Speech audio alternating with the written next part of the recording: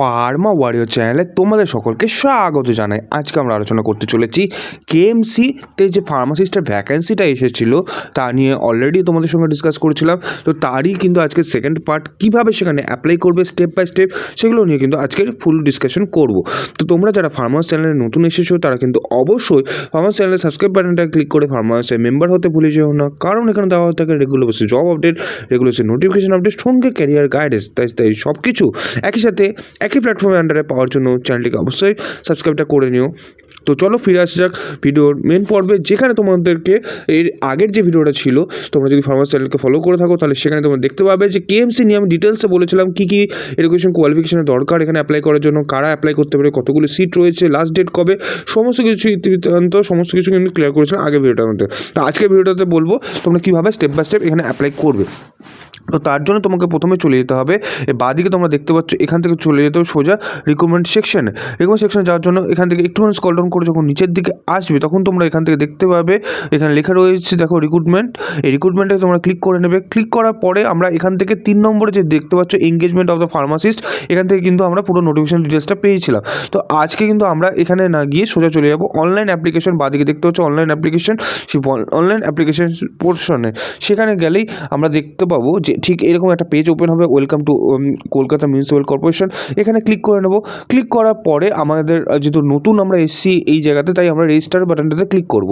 Register button click করার পরে তোমাকে মোবাইল নাম্বার চাইবে, তোমার নাম চাইবে, দেন তোমাকে ক্যাপচা কোড করতে বলবে।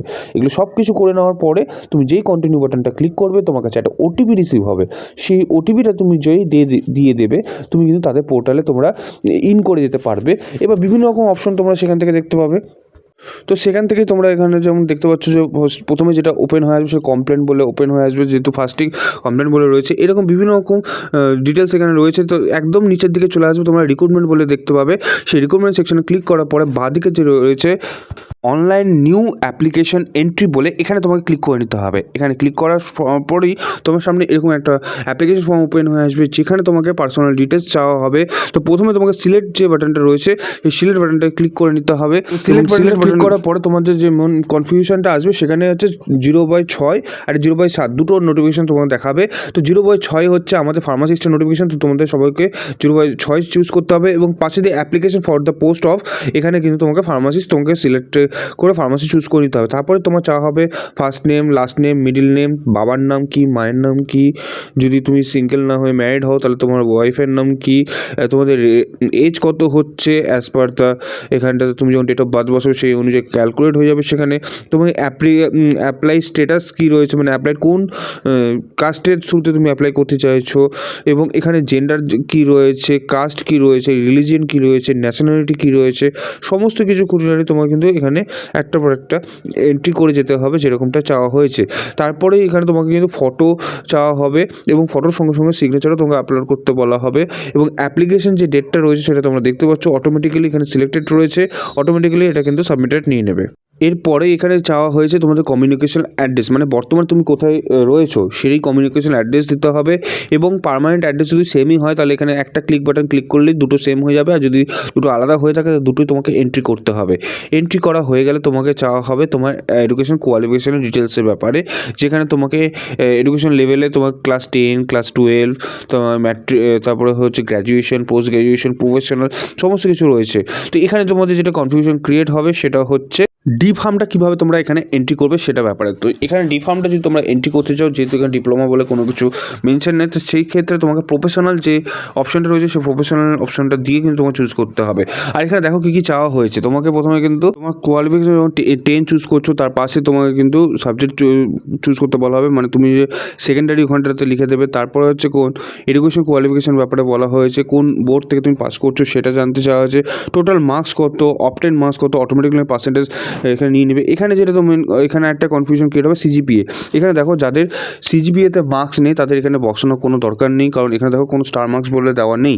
এরপরে কিন্তু তোমাকে সুতরাং সিজিপিএ নিয়ে ভাবার দরকার নেই। যেগুলো মার্কস সিজিপিএতে আছে তাদেরকে প্রথমে তুমি সিজিপিএ থেকে পার্সেন্টেজে কনভার্ট করবে, এবং সেই পার্সেন্টেজ কনভার্ট করার পর যেটা দাঁড়াবে সেখানে তুমি দরকার পড়লে টোটালে লিখবে 1000, এবং যেটা পার্সেন্টেজ করে আসবে সেখানে সেটা অবটেন মার্কসে লিখবে, দিয়ে তুমি যে পার্সেন্টেজের যে আসছে তোমার সেটাকে মেকআপ করবে এবং এবং পাশে সিজিপিএর জায়গায় সিজিপিএটা লিখবে। দেন প্রত্যেকটা ডকুমেন্টস কিন্তু তোমাকে এখানে আপলোড করতে হবে। প্রত্যেকটা পিডিএফ ফাইলে তোমাকে কিন্তু ডকুমেন্টসগুলো আপলোড করতে হবে। ক্লাস 10, ক্লাস 12, তোমার D pharma, B pharma, M pharma সমস্ত কিন্তু আপলোড করতে হবে। লাস্টে তোমার কাছে কী চাওয়া হয়েছে? Document type. এই ডকুমেন্ট টাইপের মধ্যে age proof, photo proof, address proof এবং কম্পিউটারের যে সার্টিফিকেট আছে সেটা তুমি এখানে প্রুফ করতে পারো। বাট তোমাকে এই তিনটা জিনিস এজ প্রুফ, ফটো প্রুফ এবং অ্যাড্রেস প্রুফ কিন্তু তোমাকে এখানে মাস্ট এখানে সাবমিট করতেই হবে। আর এখানে তোমরা যখন সাবমিট করতে যাবে কিছু প্রবলেম তোমরা ফেস করবে, যেহেতু তোমাদের পিডিএফটাকে একটু কম্প্রেস হয়তো তোমাদের করতে হতে পারে, বা তোমাদের পিডিএফের সাইজ যদি বড়ো ছোটো হয় সেক্ষেত্রে কিন্তু নাও নিতে পারে। এবং একই ডকুমেন্টস কিন্তু বারবার নেবে না। মানে তুমি যদি অ্যাড্রেস প্রুফও দেখা গেলো আধার কার্ড দিচ্ছ, এজ প্রুফেও আধার কার্ড দিচ্ছ, এই ধরনের একই ডকুমেন্টস কিন্তু নেবে না। তোমাকে 3 রকমের ডকুমেন্টস কিন্তু তোমাকে এখানে সাবমিট করতে হবে।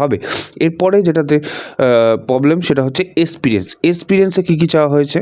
এক্সপিরিয়েন্সের মধ্যে ফার্স্টে তোমাকে বলা হয়েছে তুমি কোন পোস্টে জব করছো, সেই পোস্টের নাম মানে ডেজিগনেশন, কোথায় জব করছো সেই অর্গানাইজেশনের নাম। সাপোজ তুমি অ্যাপোলো ফার্মাসি করছো, মেডপ্লাসে করছো, সে ধরনের নাম লেখা হবে। কবে থেকে করছো এবং কতদিন পর্যন্ত করছো সেটা লিখলে, এবং তার সঙ্গে সঙ্গে তোমার যে এক্সপিরিয়েন্স সার্টিফিকেট রয়েছে সেটা আপলোড করে দিলে। এইভাবে তোমাকে এক্সপিরিয়েন্সগুলো যতগুলো এক্সপিরিয়েন্স রয়েছে অ্যাড্রো করে তোমাকে কিন্তু সবকটা এন্ট্রি করে নিতে হবে। সব কিছু এন্ট্রি হয়ে গেলে সঙ্গে সঙ্গে সেটাকে সেভ অ্যাজ ড্রাফট করবে, এবং সেভ অ্যাজ ড্রাফট করার সময় যদি কোনো কিছু পপ আপ আসে বা এররের কোনো রকম চিহ্ন তোমরা দেখতে পাও, সেক্ষেত্রে কী কারণে এরর আসছে সেটা খুব ভালোভাবে ফলো করবে, এবং লাস্টলি সব কিছু ভালোভাবে চেক আউট করে নেওয়ার পরে সেটাকে সাবমিট বাটনে ক্লিক করবে। তো সাবমিট বাটনে যেই ক্লিক করবে দেখবে তোমাদের যে মেন যে পেজটা ছিল যেখান থেকে তোমরা ক্যান্ডিডেট শুরু করেছিলে অনলাইন এন্ট্রি বলে, তার পাশেই যেটা রয়েছে অনলাইন স্ট্যাটাস বলে, সেখানে কিন্তু তোমাদের সেটা রিফ্লেক্ট করবে। তো চলো তোমাকে দেখাই কীরকম রিফ্লেক্ট করবে।